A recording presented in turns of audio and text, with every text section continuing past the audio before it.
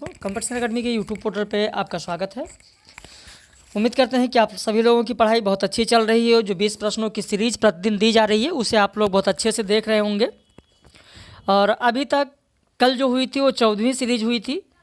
आज जो बात करेंगे हम लोग यहाँ पर वो देखेंगे, आज की ये सीरीज 15वीं सीरीज है। ये 15वीं सीरीज है। हिंदी भाषा के विकास पर आधारित 20 प्रश्न प्रतिदिन आप लोगों को कराए जाते हैं। इससे पहले मैंने आप लोगों को भोलानाथ तिवारी, उदय नारायण तिवारी, इनकी किताबों पर आधारित प्रश्न कराए। आज बात करेंगे हिंदी भाषा का इतिहास, धीरेन्द्र वर्मा की किताब से प्रश्न आपको मिलेगा।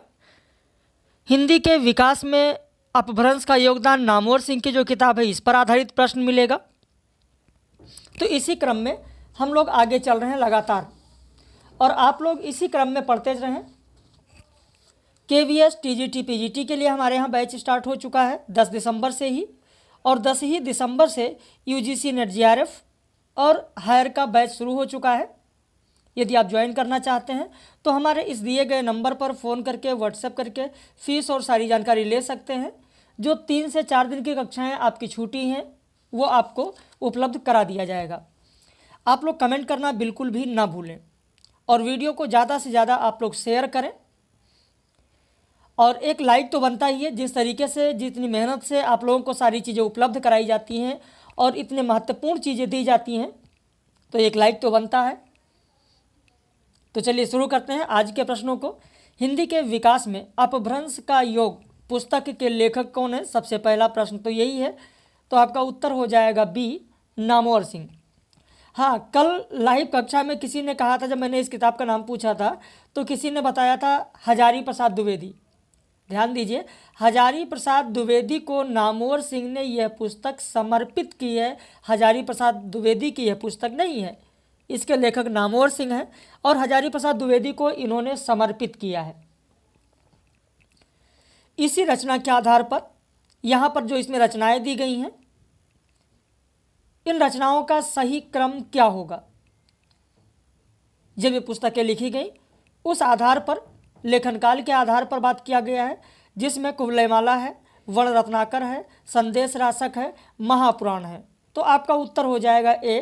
कुवलयमाला जो कथा है वो 8वीं सदी की है, महापुराण 10वीं शताब्दी की है, संदेश रासक 12वीं शताब्दी की है, और वर्ण रत्नाकर 14वीं शताब्दी की है। हेमचंद ने अपना व्याकरण पंडितों के लिए लिखा था, जन साधारण के लिए नहीं। उपर्युक्त कथन किसका है? आपका उत्तर हो जाएगा D, नामवर सिंह का। यह प्रश्न मैंने रात में लाइव कक्षा में आप लोगों से पूछा था, याद होगा आप लोगों को, और बहुत सारी चीज़ें आप लोगों को इसके बारे में बताई गई थी। याद होगा जब मैंने आप लोगों को पढ़ाया था उदय नारायण तिवारी की किताब से, तब मैंने बताया था आप लोगों को कि मलयालम की उत्पत्ति प्राचीन तमिल से हुई, इसलिए इसे तमिल की छोटी बहन कहा जाता है। यानी तमिल की छोटी बहन किसे कहा जाता है? मलयालम को। तो ये लाइव कक्षा में मैंने आप लोगों को बताया था। इसके अलावा मैंने आपको यह भी बताया था कि अगर बहन बहन की बात हो या माँ बेटी की बात हो, भाषाओं के बीच में ऐसा कोई संबंध, तो वह कथन धीरेन्द्र वर्मा का होगा। बताया था ना लाइव कक्षा में। जैसे बंगाली और उड़िया आपस में बहनें हैं, इनका संबंध माँ बेटी का नहीं है, या उड़िया की तरह आसामी भी बंगला की बहन है, बेटी नहीं है, या महाराष्ट्रीय प्राकृत की पुत्री मराठी भाषा, ये सब मैंने कल आप लोगों को लाइव कक्षा में बताया था। उर्दू और हिंदी के संबंध के बारे में भी मैंने लाइव कक्षा में बताया था, याद होगा, कि जन्म से उर्दू और आधुनिक हिंदी सगी बहनें हैं। एक ने मुसलमान धर्म ग्रहण कर लिया तो दूसरी हिंदुस्तानी बनी रही। इसके अलावा उर्दू को धीरेन्द्र वर्मा ने बाजारू बोली कहा है। उर्दू को बाजारू बोली धीरेन्द्र वर्मा ने कहा। इसके बारे में भी मैंने पूरा कॉन्सेप्ट क्लियर किया था। एक चीज़ और बता दें, बाजारू बोली की बात आती है, जैसे उर्दू को बाजारू बोली, उर्दू को बाजारू बोली धीरेन्द्र वर्मा ने कहा।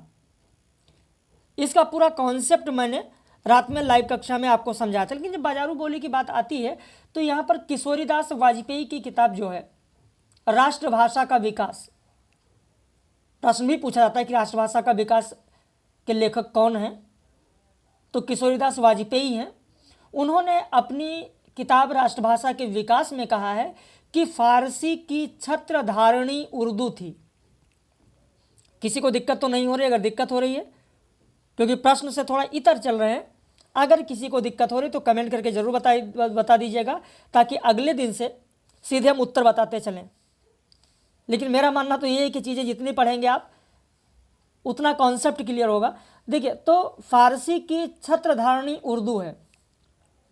किशोरीदास वाजपेयी ने कहा है कि कुछ दिन उर्दू की कद्र तो इतनी बढ़ गई थी कि बच्चों के नाम मुंशी राम तक रखे जाने लगे, और सरकार एक तरफ हिंदुस्तानी के समर्थकों को सितारे हिंद की पदवी देने लगी। राजा शिव प्रसाद सितारे हिंद को सितारे हिंद की पदवी किसने दी थी? ब्रिटिश सरकार ने ही तो दिया था।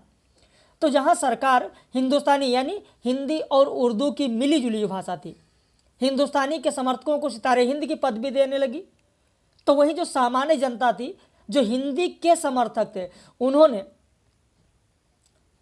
भारतेंदु की पदवी दी। भारतेंदु हरिश्चंद्र को भारतेंदु की पदवी किसने दी थी? समर्थकों ने, हिंदी के समर्थकों ने दी थी। तो इस तरीके से इसके बारे में ये सारी कॉन्सेप्ट आप लोगों का क्लियर होना चाहिए, तभी तो चीज़ें आगे बढ़ेंगी, तभी तो आप इन चीज़ों को समझ पाएंगे। उसके अलावा डोपरी बोली के बारे में मैंने आपको बताया था कि डोपरी बोली किसके तहत आती है, इसकी लिपि कौन सी है, ये सारी चीज़ें मैंने आप लोगों को बताया था। जो भी चीज़ें अलग से बताई जाएँ उस पर आप लोग ज़रूर गौर करें। हिंदी भाषा का इतिहास रचना किसकी है? तो यहाँ पर आपका उत्तर हो जाएगा ए, धीरेन्द्र वर्मा। उत्तर हो जाएगा आपका ए, धीरेन्द्र वर्मा। अगला प्रश्न देखें, भारतीय आर्य भाषाओं का तुलनात्मक व्याकरण रचना किसकी है? आपका उत्तर हो जाएगा सी, जॉन वीम्स। जॉन वीम्स। निम्न में से सुमेलित जोड़ा कौन सा है? पूर्वी हिंदी व्याकरण रुडोल्फ हॉर्नली, बिहारी भाषाओं के 7 व्याकरण ग्रियर्सन, बंगाली भाषा की उत्पत्ति तथा विकास सुनीत कुमार चटर्जी, हिंदी भाषा की उत्पत्ति महावीर प्रसाद द्विवेदी। 1 2 3 2 3 4 1 3 4 1 2 3 4। प्रश्न संख्या 6 देखें, यहाँ पर आपका उत्तर हो जाएगा डी, 1 2 3 4। यहाँ पर एक चीज़ और ध्यान दीजिएगा, जिसे जो रुडोल्फ हॉर्नले ने लिखा है पूर्वी हिंदी व्याकरण, इसमें पूर्वी हिंदी से आशय क्या है? अगर प्रश्न पूछा जाए कि रुडोल्फ हॉर्नले की रचना पूर्वी हिंदी व्याकरण में पूर्वी हिंदी से क्या आशय है? पूर्वी हिंदी से आशय था बिहारी और अवधी। बिहारी, कहीं पर लिखना चाहें तो आप लिख लें, बिहारी और अवधी। बिहारी और अवधी, ध्यान दीजिएगा, बहुत ही महत्वपूर्ण तथ्य हैं, बिहारी और अवधी।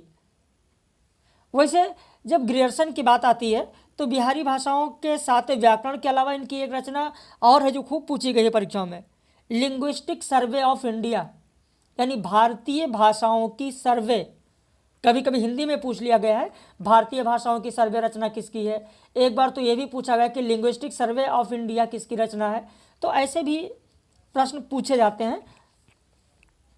अगला प्रश्न देखें, निम्न में से सुमेलित जोड़ा कौन सा है? प्राचीन भारतीय लिपिमाला गौरी शंकर ओझा, पंजाबी और हिंदी का भाषा विज्ञान धुनीचंद, हिंदी भाषा और साहित्य श्याम सुंदर दास। विकल्प हो जाएगा डी, 1 2 3, 3 की तीनों रचनाएं सही हैं। खासकर टीजीटी पीजीटी वालों के लिए ये बहुत ही महत्वपूर्ण है, ये सब किताबों के नाम खूब पूछे जाते हैं। जैसे किशोरीदास वाजपेयी का मैंने आपको बताया राष्ट्रभाषा का विकास, ऐसे राजबली पांडे का हिंदी साहित्य का वृहद इतिहास, राजबली पांडे का हिंदी साहित्य का वृहद इतिहास कितने भागों में है? राजबली पांडे का हिंदी साहित्य का वृहद इतिहास कितने भागों में है? कमेंट करके बताइएगा। अच्छा, जब बात कमेंट की आती है तो याद आ गया, मैंने कल आप लोगों से पूछा था एक प्रश्न, कल मैंने आप लोगों से पूछा था, शायद याद होगा, कि लोक साहित्य, केवल लोक साहित्य किन बोलियों में है? पूछा था ना। और मैंने कहा था कि जो पूछेंगे वो अगले दिन वीडियो में आपको बता दिया करेंगे, लेकिन शायद विनोद का कमेंट आया था, बाकी और किसी का कमेंट नहीं आया। वो भी सारी बोलियों का जिक्र उन्होंने नहीं किया था। देखिए, पश्चिमी हिंदी में एक एक का बता दें। चलिए पूरा जान लीजिए, कॉपी पेन अगर आपके पास है तो बहुत अच्छी बात है, सबका हम बता देते हैं। पश्चिमी हिंदी की अगर बात करें तो पश्चिमी हिंदी में खड़ी बोली में दोनों साहित्य मिलेगा, यानी लोक साहित्य भी मिलेगा और इसके अलावा और बहुत साहित्यिक रचनाएं उसमें मिलेंगी। ब्रज भाषा में भी दोनों मिलेगा, लेकिन पश्चिमी हिंदी के तहत 3 हैं: हरियाणवी, बुंदेली, कन्नौजी। हरियाणवी, बुंदेली और कन्नौजी, इसमें केवल लोक साहित्य है पश्चिमी हिंदी के तहत। पूर्वी हिंदी में आ जाइए। पूर्वी हिंदी में अवधी, बघेली, छत्तीसगढ़ी है, जिसमें अवधी में आपको सारे साहित्य मिलेंगे, लोक साहित्य भी मिलेगा, लेकिन बघेली और छत्तीसगढ़ी जो है उसमें आपको लोक साहित्य मिलेगा, केवल लोक साहित्य। हाँ, बघेली में कुछ अपवाद हैं, कुछ अपवादों को छोड़कर अगर देखें तो उसमें भी केवल लोक साहित्य है। ऐसे राजस्थानी में जो मारवाड़ी, जयपुरी, मेवाती, मालवी ये हैं, इसमें 2 हैं राजस्थानी में, जयपुरी और मेवाती। जयपुरी और मेवाती में केवल लोक साहित्य है। अगर पहाड़ी हिंदी की बात करें तो पश्चिमी जो पहाड़ी है, पश्चिमी पहाड़ी हिंदी में आपको केवल लोक साहित्य मिलेगा। बिहारी में जो भोजपुरी, मगही, मैथिली है, उनमें से बिहारी में केवल मगही ही एक ऐसी बोली है जिसमें केवल लोक साहित्य मिलेगा। तो इस तरीके से आपने देखा कि कुल 9 बोलियां ऐसी हैं जिसमें लोक साहित्य है। जैसे मैंने आपको मगही बताया, पहाड़ी में पश्चिमी पहाड़ी बताया, राजस्थानी में मेवाती और जयपुरी बताया, पूर्वी हिंदी में बघेली और छत्तीसगढ़ी बताया, पश्चिमी हिंदी में हरियाणवी, बुंदेली और कन्नौजी मैंने बताया। क्लियर है आप लोग? अब आते हैं अगले प्रश्न पर। भारत में संथालों इत्यादि की कोल भाषाएं किस कुल में गिनी जाती हैं? आपका उत्तर हो जाएगा बी, मैले पॉलिनेशियन कुल में। अगला प्रश्न, हेमचंद के मतानुसार नागर अपभ्रंश का आधार क्या है? तो नागर अपभ्रंश का आधार होगा सौरसैनी। 9 का उत्तर आपका बी हो जाएगा। सौरसैनी अपभ्रंश में किसका विकास हुआ है? सौरसैनी अपभ्रंश से किसका विकास हुआ है? आपका उत्तर हो जाएगा हिंदी का विकास हुआ, राजस्थानी का हुआ है, गुजराती का हुआ है, मराठी का नहीं। तो आपका उत्तर होगा 10 का ए, 1, 2 और 3। मागधी अपभ्रंश से किसका विकास हुआ है? तो आपका उत्तर हो जाएगा 1, 2, 3 बिहारी का हुआ, बांग्ला का हुआ, उड़िया का हुआ, पंजाबी इसमें नहीं है। पहाड़ी भाषाओं का विकास किससे हुआ है? आपका उत्तर हो जाएगा ए, खस अपभ्रंश से हुआ है। और मिलाने के लिए खूब पूछा जाता है, मैं 2-3 दिन से लगातार बता रहा हूँ कि इस पर जरूर आपका ध्यान होना चाहिए। खस अपभ्रंश से किसका हुआ, कैके से किसका हुआ, ब्राचर से किसका हुआ, टक से किसका हुआ, इन सब पर आपका ध्यान होना चाहिए। ग्रियर्सन के विभाजन के अनुसार बाहरी उपशाखा के तहत पूर्वी समुदाय में कौन नहीं है? पूर्वी समुदाय में कौन नहीं है? तो पूर्वी हिंदी पूर्वी समुदाय में नहीं है। क्लियर है? क्योंकि ये बीच की उपशाखा में है, बाहरी उपशाखा में नहीं। बाहरी उपशाखा में लहंदा, सिंधी, मराठी, उड़िया, बंगाली, असमी, बिहारी ये सब हैं। मैंने कल ये भी पूछा था कि लाइव कक्षा में, याद होगा, कि ग्रियर्सन के भाषा विभाजन के अनुसार कुल कितनी बोलियां हैं, पूछा था मैंने, याद होगा। सुनीत कुमार चटर्जी के भाषा वर्गीकरण के अनुसार कुल कितनी बोलियां हैं? सुनीत कुमार चटर्जी ने जो उदीच, प्रतीच इसमें जो विभाजन किया है, मध्य देशीय में, प्राच्य में, तो उसके दक्षिणात्य में, तो ये सब मैंने कल इसमें भी पूछा था। ये सब चीज़ें जितनी हैं बहुत ही महत्वपूर्ण है, इन पर आपका विशेष ध्यान होना चाहिए। सुनीत कुमार चटर्जी के वर्गीकरण में उदीच के तहत कौन नहीं है? आपका उत्तर हो जाएगा डी, गुजराती नहीं है। बाकी लहंदा है, सिंधी है, पंजाबी है।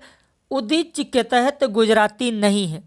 गुजराती प्रतीच यानी पश्चिमी के तहत है, गुजराती और राजस्थानी।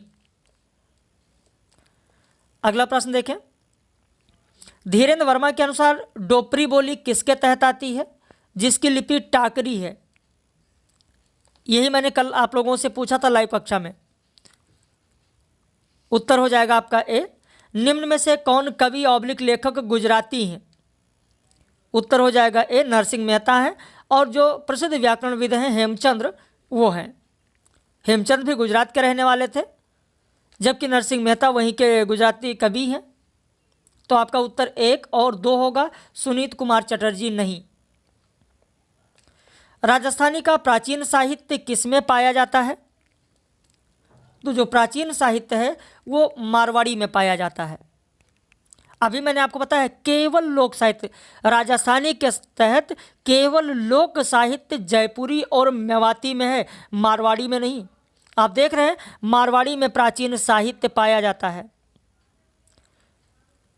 निम्न में से कौन सी भाषा में 3 लिपियों का प्रयोग हुआ है? आपका उत्तर हो जाएगा सी, बिहारी में 3 लिपियों का प्रयोग हुआ है। बंगाली और उड़िया आपस में बहनें हैं, इनका संबंध माँ बेटी का नहीं है। आपका उत्तर हो जाएगा सी, धीरेन्द्र वर्मा की जो पुस्तक है, अभी मैंने आपको प्रारंभ में ही बताया है। अब जिन लोगों को नहीं पता है, कहते सर मुझे तो नहीं मिला, मैंने तो कभी नहीं पढ़ा, जाइए पृष्ठ संख्या 32 आप पढ़िए और वहाँ पर आपको ये पूरा का पूरा कथन मिल जाएगा। पूरा का पूरा कथन आपको मिल जाएगा। वैसे जो भाषा का परिवर्तन हो रहा है, जैसा कि धीरे धीरे हुआ है भाषा का परिवर्तन, ये कोई सुखद परिणाम नहीं है। जो मिठास पहले था वो वर्तमान, अगर आज की बात करें, वर्तमान की बात करें तो वर्तमान में नहीं है। जैसे पहले आप देखें सुमिरन, सुमिरन शब्द होता था, आज क्या लिखते हैं स्मरण। पहले क्या होता था पाती, पाती का क्या लिख रहे हैं पत्र। तो इन सब में आप देखेंगे पहले तस्वीर, फोटो, दर्पण, शीशा, तो ये सब शब्द आप देखें जिस तरीके से परिवर्तन हुआ है। खैर जरूर ये विकास हुआ है, विकास का क्रम चलता रहा और शब्दों में परिवर्तन होता रहा, लेकिन ये विकास का जो परिणाम हो कोई सुखद नहीं है। जैसे उदाहरण के रूप में आपको बताएं, वर्तमान में कोई 70-80 साल की बुढ़िया हो और उसके बचपन की फ़ोटो उसको दिखाइए, तो क्या उसका क्या वो सुखद परिणाम है? नहीं। उसकी आयु पक चुकी है, उम्र बढ़ चुकी है, उसको भी कोई हंसी या ऐसी कोई खुशी नहीं होगी, उसको खुद नहीं यकीन होगा, या अगर उसे ना बताया जाए तो नहीं पहचान पाएगी कि ये मेरी ही फ़ोटो है। कहाँ वो बच्ची और कहाँ आज ये बुढ़िया। लेकिन पूरा बदलाव हो गया है, पूरी तरीके से बदल चुका है। किसी व्यक्ति को ना पता हो तो उस छोटी सी बच्ची की फ़ोटो और बुढ़िया की फ़ोटो में कोई तालमेल है ही नहीं, ना ही बता सकता है कि ये उसका है। तो इस तरीके से जो परिवर्तन हो रहा है वर्तमान में अगर देखें तो कोई सुखद परिणाम नहीं है। सुमिरन कितना अच्छा लगता था, पाती कितनी अच्छी लगती थी, शब्द देखिए जो मिठास थी। क्या आज पत्र कहेंगे? जैसे कहते हैं ये कृष्ण की पाती आई है या प्रेम पाती है, आज क्या कहेंगे पत्र। पत्र छोड़िए, अब तो बहुत सारे हिंदी भाषी लोग भी हिंदी का इस्तेमाल नहीं करते। लेटर आया है, घर के सामने लेटर बॉक्स लगा है, तो ये सारी चीज़ें, तस्वीर को फोटो कह रहे हैं, दर्पण को शीशा कह रहे हैं।